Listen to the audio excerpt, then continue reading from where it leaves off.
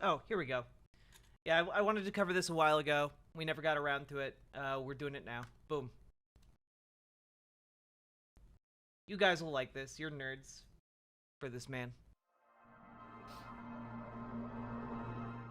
Hello and welcome to Intelligence Squared. Is anyone else getting static sound? Wait, is anyone else getting static sound? That's real important for me to know as somebody who has to deal with the audio.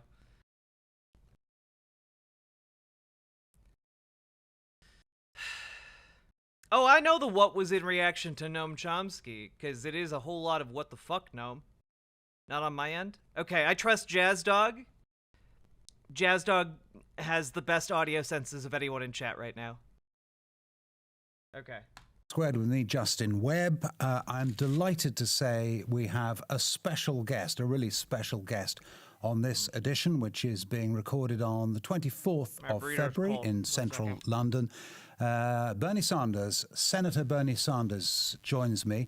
Senator Sanders began his political career in 1981. He was the mayor of Burlington, Vermont. So it's a long career. It's a career that has, of course, encompassed twice standing for the Democratic Party presidential nomination in 2016 and 2020. It is my humble opinion that if he had won it in 2016, he would also have won the presidency, and I think our recent history would have been very, very different, but we might get to that. He is also, of course, not entirely a member of the Democratic Party. In fact, he is not a member of the Democratic Party. He sits as an independent. He's the longest-serving independent, not just in the Senate, but ever in the history of Congress in the United States. He has written a book, and this is it. That is its title. It's okay to be angry about capitalism. And it's a book about his wider beliefs, but it's also a book that touches on some of those runs for the presidency that I have mentioned. So, Senator Sanders, without further ado, hello. Thank you for talking to us. Well, thank you very much for inviting me. Can I, before we get to the wider issues, we have Ukraine so much on our minds at the moment, and in a way, particularly in Europe, I think much more than in the United States. Do you have a sense of how that war ends? I simply hope it ends as soon as it possibly can. You know, Justin, it is an unspeakable tragedy. You know, I think many of us, certainly Europeans, never expected that we'd see a war like this in Europe, the worst since World War II.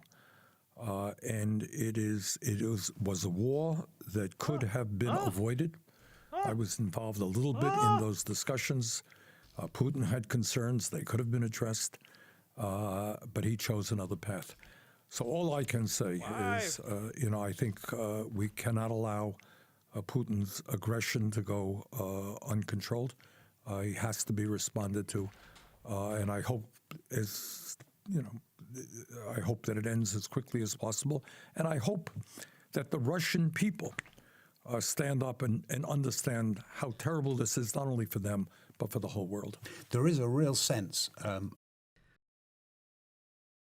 I had it earlier, but it hasn't appeared for a few minutes. Wait, Diddums has a buzzing noise? Do we have more buzzing, or is it are you guys just hearing like the audio background of like what we're watching?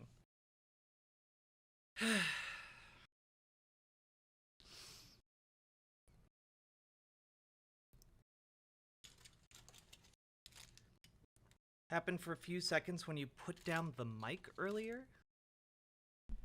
Like that? Oh, when I put down the headphones? Weird. Okay. I shall not mess anymore. Might be, okay, let me try this. Yeah, we're doing a day stream, KBS.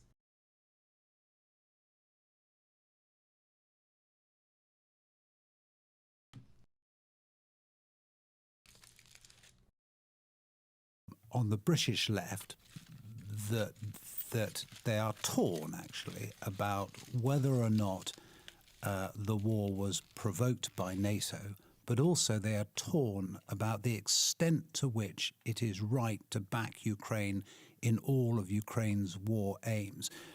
Do you have that? Is there that sense on the American left as well? There is, but I think in this one, really, as somebody who has opposed so many wars of the United States, you're looking at somebody who voted against the military budget. God, Bernie's based. On this one, Putin did not have to do what he chose to do. So all I can say is I hope it certainly ends as soon as possible, that there's a negotiated settlement. But I think we cannot allow Putin to run roughshod over an independent country. Right, and that does mean supplying the weapons that the Ukrainians say they need. Yes. Let's turn to other matters. One of the things that I found fascinating about your book, it reminded me of how close you came to the nomination, not only the most recent one, but actually potentially back in 2016 when you were running principally against Hillary Clinton. Is that a fair thing to say, that you were It close? is. Look, when we started that campaign, Justin, we were at something like 5% in the polls. Hey, Gamer G. And nobody took us very seriously. Nobody thought that a candidate with my politics would go very far. Like, it's just really refreshing that Bernie Sanders can come out and be like, yeah, actually, it's good to arm and support Ukraine. Because I know there are a lot of people on the left who are just rabidly angry about that positioning. It's wild. Jazor, thank you very much for the tier 1 sub. Thank you very, very much for supporting me, especially on riverboat.gg. But we ended up winning state after state and millions of votes, and really threw the political establishment into a state of shock.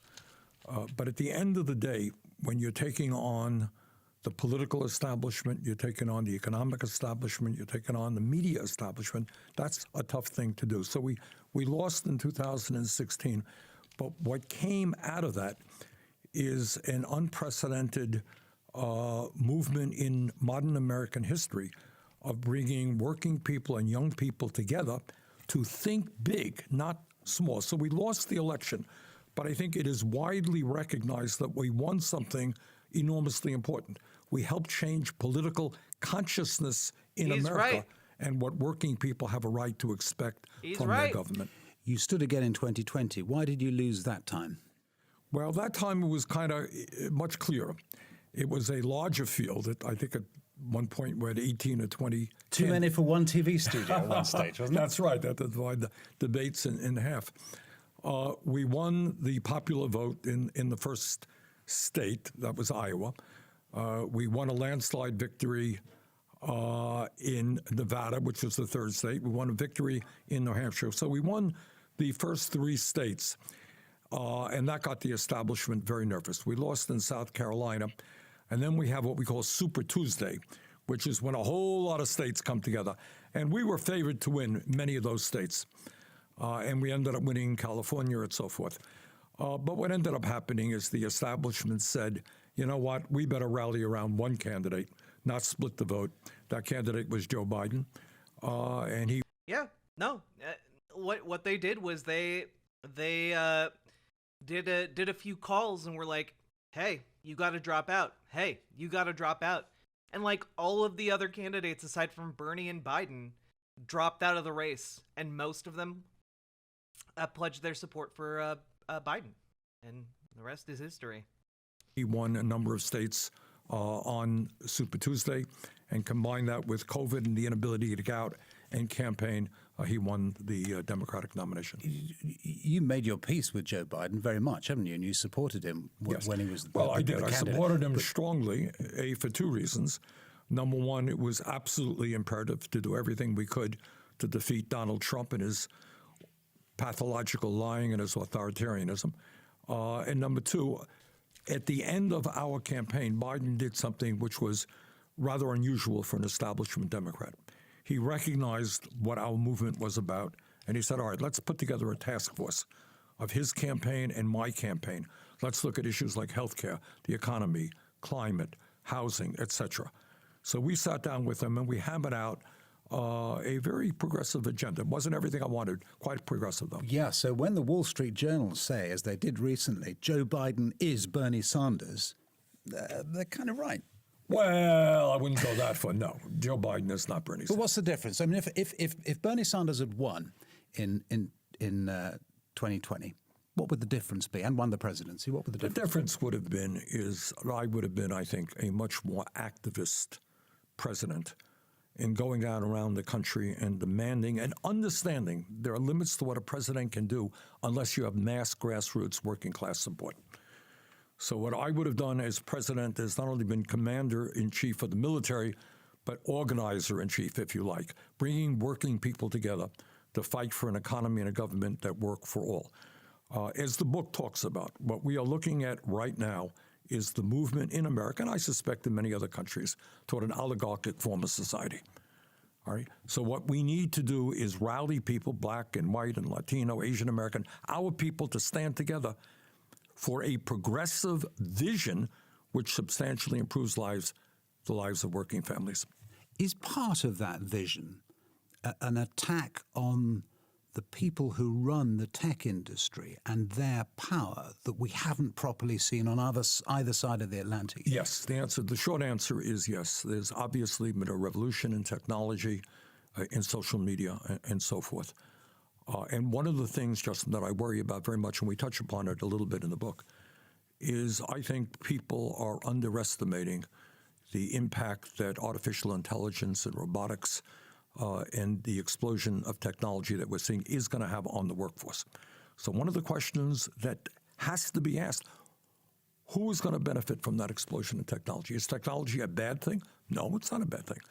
If you can produce twice as much with new technology, I think that's good.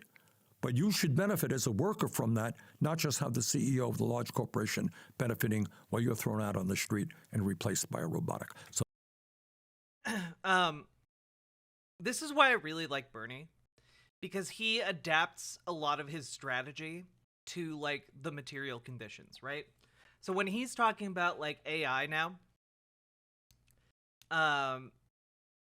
the idea that there would be some kind of specialized robot or AI-based tax, you know, possibly predicated on the percentage of work that AI and robotics do.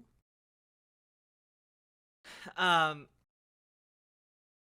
think that is a wonderfully great idea for a society, whether it's socialist or capitalist, honestly.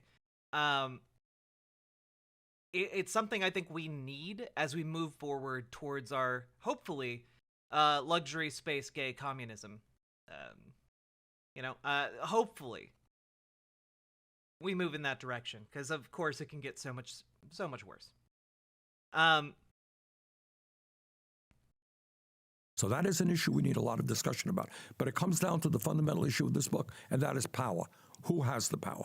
And I think in this country, certainly in my country, you're looking at a handful of billionaires who have enormous control over our economy. We have more concentration of ownership than we've ever seen in American history. You're talking about more income and wealth inequality than we've ever seen in American history. And in America, I don't know how many people in the UK are familiar with our campaign finance system, but basically billionaires are able to buy elections. So what you're seeing is more and more power in the hands of a few, and I think a lot of hopelessness and despair on the part of the many. Are those things, particularly campaign finance, being sufficiently challenged by the Biden administration? Can they be challenged by one single administration? We could do a lot more. I mean, without, again, going into all the details, we have a Supreme Court, the reactionary Supreme Court, that made a decision on what they call Citizens United, which essentially said that billionaires have the freedom of speech to buy elections. That's their right, their freedom. I don't agree with that. Biden doesn't agree with that. But we have got to be aggressive at the state and local level to revitalize democracy and make it clear that billionaires should not be allowed to buy elections, that democracy means one person, one vote. And that means not only overturning this Citizens United Supreme Court decision, and we've tried to do some of that in the Senate. It also means turning to public funding of elections. How radical would you be? So there's a great feeling on the American left, isn't there, that the Supreme Court itself is illegitimate, that this Supreme Court, because of the way it's elected and the fact of the way that the Senate is set up, would you be a court packer, or would you threaten to go down that road? In other words, to appoint more justices until you had a Supreme Court that you felt was I willing think to there do are the other right ways thing? to deal with the problem with packing the court, as Roosevelt found out in the 30s, is so you pack it, and the next guy comes along, he packs it, and you end up with 89 people on the Supreme Court. There are ways to deal with it, and I think that has to do with ways that are constitutional, which allow members to rotate off of the Supreme Court. So I wouldn't be for packing the court, but it is an issue that has to be dealt with. I think one has to be very, very naive not to believe that the Supreme Court has a political agenda. And in this case today, it is a very reactionary political agenda. Could I ask you another thing that occurred to me reading the book? I'd really like it if he kind of expounded a bit more on his idea to fix the Supreme Court. That seems extraordinarily relevant considering the recent news about the Supreme Court corruption. But maybe if I ever have a chance to talk with him, Book, and that's the kind of the breadth of the coalition, and you've referred to this coalition that supported you. How fractious is it? Hey, Catalina Gearbox. And how concerned are you by the identity politics that some on the American left concentrate on rather than class? And you talk a lot about class in the book. It put me in mind of Richard Rorty, the US political philosopher, I think is no longer with us, but read a book called Achieving Our Country many years ago, in which he said there's nothing wrong with being on the left in politics. He was, but he said you've got to be fundamentally patriotic, actually. You've still got to believe that this country can be achieved, that the things that are set out in its kind of foundational documents should be achievable for everyone. And the challenge that he made, and I think the challenge a lot of people make now about the progressive left in the States, is that actually there's a lack of patriotism. There's a real feeling the whole place is worthless. It's irredeemably racist, irredeemably all sorts of things. You don't believe that, do you? No, that's not my view, and that's not the view expressed in the book. But I'll tell you what I think a modern-day patriotism is. And I see that a lot in young people, Okay, well, Catalina Gearbox, just as an FYI, if you've never had, like, a weed gummy before, have, like, a quarter of one. Don't eat an entire gummy, because you will get high. You'll just get real fucking zooted. And you might wind up throwing up. It's clear I lost the election. I'm not the president. But one of the things we did accomplish is that we won the overwhelming, not even close, support of young people. And by young people, I mean people 40 or younger. And that is the future of America. So these are people who are looking not just at minimal changes. Speaking from experience, yep. They want structural changes in American society. So I think the new patriotism, and you see this in young people want to roll up their sleeves and get involved in... Yeah, even the 5 milligram ones might do ya. Transforming our energy system and having America lead the world in saving the planet. And we are working, we work very hard, and will continue to work very hard on creating green jobs and a Green New Deal, where we can create millions of good-paying jobs, energizing, making our nation more energy efficient, and moving radically to sustainable energy. We have a major crisis in healthcare. We want young people to get involved, to be doctors and nurses and psychologists. We desperately need them. We need more teachers in American society. Our infrastructure is in deep trouble. We need more sheet metal workers and carpenters and plumbers. There's an enormous amount of work to be done. And the patriotism of the moment is working together to rebuild America. I'm fascinated by that answer, because you mentioned there practical things, and actually things that are very relevant in class-based politics. What you don't mention there is the kind of identity stuff. For instance, with critical race theory, this idea that actually there are power structures, particularly to do with race, but actually in other areas as well, where you have to acknowledge first that, for instance, to be white, whiteness is now an issue for some on the American left. The idea that there are structures from which you as an individual, however decently you behave, can't escape. You don't stress No, that. I don't accept that. Look, my experience has been, and I've seen it in the trade union movement, I've seen it in the youth movement, people can stand together. Yeah, the ones I have are 125 milligrams of THC per gummy. I cut them up. I cut them up smaller because I can't get that high and remain coherent. Whether you're black and white and Latino or Asian American, no matter what you may be, if we have an agenda that speaks to the needs of all people, I believe we can work together and accomplish that. But it's your character that matters then, not the color of your skin. Absolutely. No, well, when we talk about building a working class in America and a working class movement, to a significant degree, it is a movement of people of color. Because if we raise the minimum wage to a living wage, which I'm fighting to do, it will impact black and brown people even more than white people, although millions of white people will benefit. But the bottom line is, I think what we need and cannot allow us to be divided. We need an agenda that speaks to all.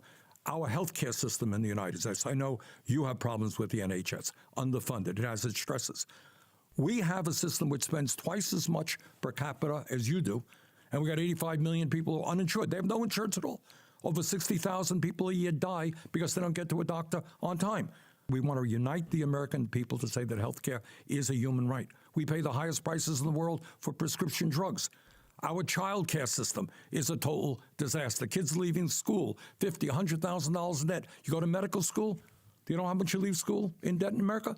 Do you know how much? Staggering sum. $400,000, $500,000 in debt. And we don't have enough doctors. We don't have enough nurses.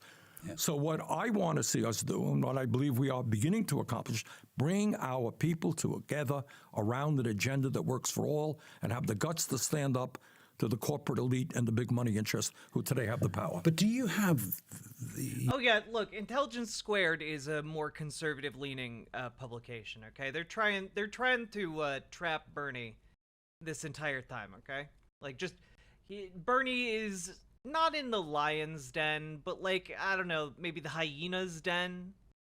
You know, something more equivalent to that. You have the guts. Do you have the power, though?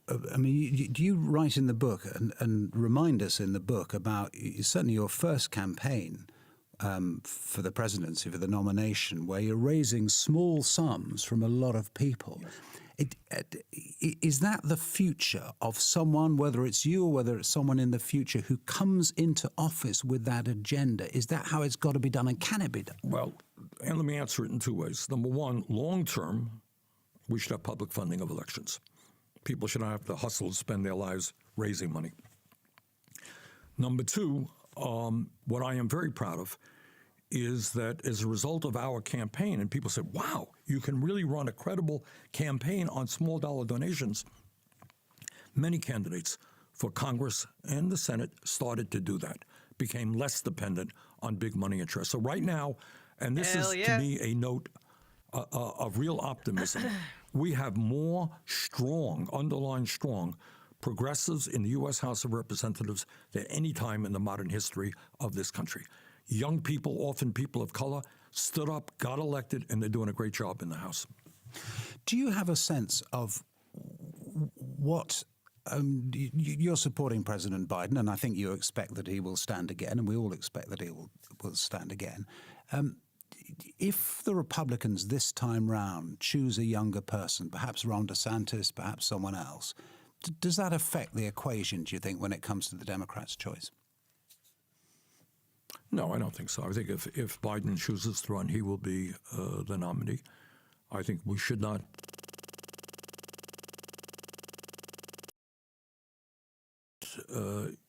Trump is nobody's. What? Republicans What the this hell just time happened? round choose a younger person, perhaps Ron DeSantis, perhaps someone else, does that affect the equation, do you think, when it comes to the Democrats' choice? No, I don't think so. I think if Biden chooses to run, he will be the nominee. I think we should not, Trump is nobody. He's a little bit crazy, or maybe very crazy, but he's not stupid. But I don't think he is their strongest candidate. I think it's possible DeSantis, somebody else, could be a stronger candidate because they are not carrying the incredible baggage that Trump is carrying.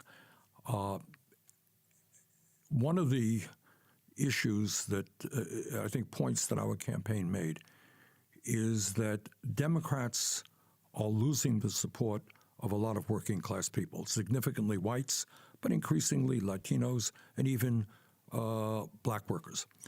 And what we are fighting for is an agenda that speaks to the needs of the working class in this country. You know, you talk about identity politics a moment ago. There is no compromise on racial justice, on the fight against sexism and the fight against homophobia.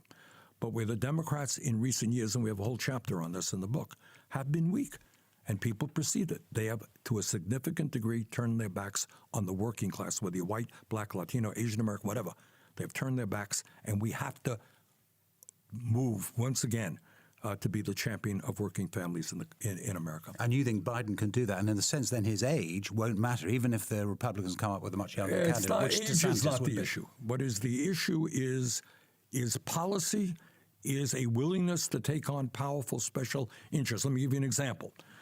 We have seen in the United States in the last several years an uptick in trade union organizing. More and more workers want to become members of unions. What we are also seeing at the same moment is companies like Starbucks and Amazon engage in vicious union-busting efforts. We need the president, we need the Congress to say to these companies, you cannot break the law. Workers have the right to join unions. We want to build the trade union movement in America because the middle classes continues to be in decline. That I have not yet seen, that kind of energy from the White House. I want to see it. Wider thought before we end. How much trouble is America in? Because the kind of picture that we have of the United States is not just that it's fractured, but that there's this real hatred that has built up between individuals now, and a movement, a physical movement, a part of people. You come from one of the more peaceful corners of the United States, Vermont, mainly full of trees and lovely places. The rest of America isn't like that, is it? How worried are you about the whole enterprise? Well, I am. Obviously, everybody is familiar with January 6th. I was there. It was a horrible moment, not just on a personal level, but for what it means in terms of where the United States is at. So that divisiveness, that division remains. It's real. But this is, what I would also say to people who are worried about the future of America. On issue after issue, it turns out that we are not divided. On issue after issue, you find that whether you're Republican or Democrat, you want a healthcare system that works for you and not just the insurance companies. You don't want to pay the highest prices in the world for prescription drugs. You want a child care system that is affordable. You want to have your kid be able to go to college. You want to make sure that we're leaving our children and grandchildren a planet that is habitable. Oh, And Bernie, what we have you got silly to do old coot. is work on those They don't need a planet. They'll be living in space. Probably not. issues where people can come together and want real change. And that's what we're kind of trying to do. Senator Bernie Sanders, very good to talk to you. Thank you. Thank you, Justin. All right.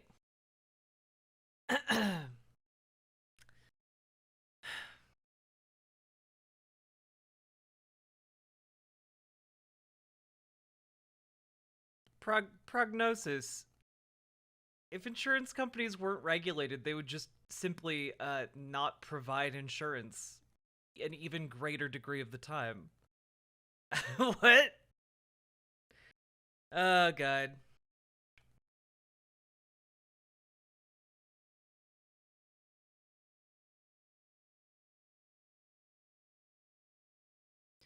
Let's see. So you're saying governments fail at regulation? No, I'm saying that insurance companies are incentivized by the marketplace to provide as little insurance payouts as possible. Goodness. It's not hard, guy. It's like the literally entry-level capitalism right there. Oh, psst, honey. You came to the wrong channel if you're gonna talk to me that way. Bye, bitch. Insurance doesn't pay 50% of the time anyway. Well, I would argue it probably doesn't pay even more than that, frankly. Motherfucker comes in here is like, huh, well, you see, if we simply didn't regulate the insurance companies, they would simply not, they make more payouts for some reason. And it's like, but the marketplace incentive is to do as little payouts as possible. Why would they pay out more when they're regulated less? They would either do that, or they would simply not cover people who are at a high risk for, you know, different illnesses. You know, they'd put the elderly into their own separate coverage pools. You know, time to charge the elderly like 10 grand a month for coverage.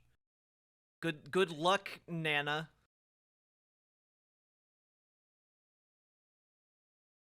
God. Seriously, I swear, libertarians out here acting like they never gonna get old, never gonna get sick, never gonna need any kind of, like, regulatory protection.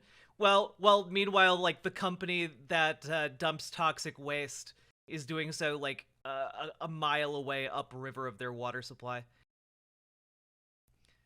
Regulations don't help people, says man who has the luxury of drinking non-poisoned water thanks to regulations. God. These people. These absolute dumb fucks. And they're cowards, too. Also, I can't believe that I made that statement about how companies would seek to maximize profit. And his response was, oh, so regulations, the government fails at regulating? Like, no, actually, I was saying the exact opposite. I was saying that regulations protect people from predatory business decisions. So, I don't know. If you didn't understand that, that's a skill issue, okay?